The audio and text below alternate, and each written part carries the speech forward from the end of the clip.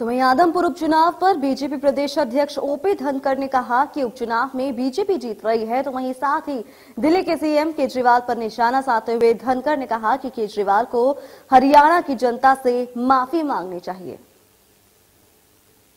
Bharatiya Janata party बहुत अच्छे तरह से विजयी हो रही है, बहुत अच्छे मितों से विजयी हो रही है। और कल मुख्यमंत्री जी की रैली है और सब लोग बीजेपी के साथ हैं।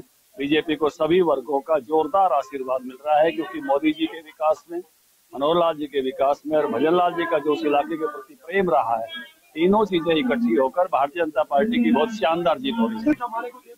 केजरीवाल जी के वोट वहाँ 10,000 से भी नीचे हैं। केजरीवाल के कैंडिडेट का चुनाव वहाँ उठ नहीं रहा है।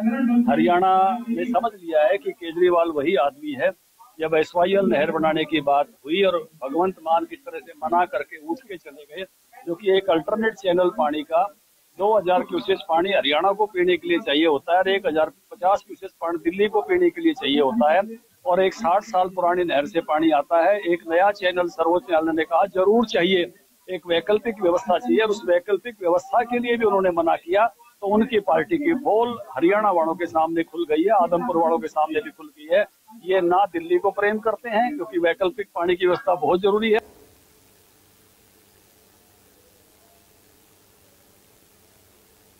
तो वहीं पंचायत चुनाव का पहले चरण पर बोलते हुए ओपी धनखड़ ने कहा कि हरियाणा में पंचायत चुनाव का पहला चरण बड़े ही शांतिपूर्ण तरीके से संपन्न हुआ है। इसके लिए जनता का आभार जताता हूं। साथ ही धनखड़ ने कहा कि गांवों ने एक नई पंचायत बनाने से गांव के विकास को नई रफ्तार मिलेगी।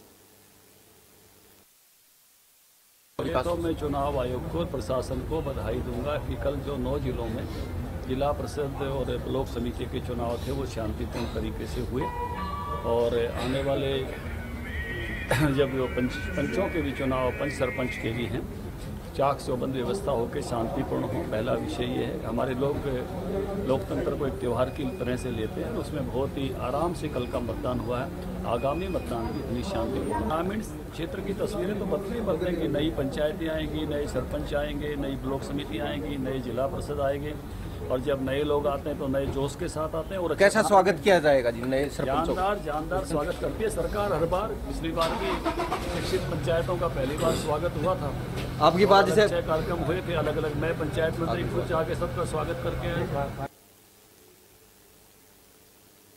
और यहाँ रुकेंगे छोटे से ब्रेक ले, लेकिन आप कहीं जाएगा नहीं, क्योंकि रुक करेंगे 25 बड़ी खबरों का।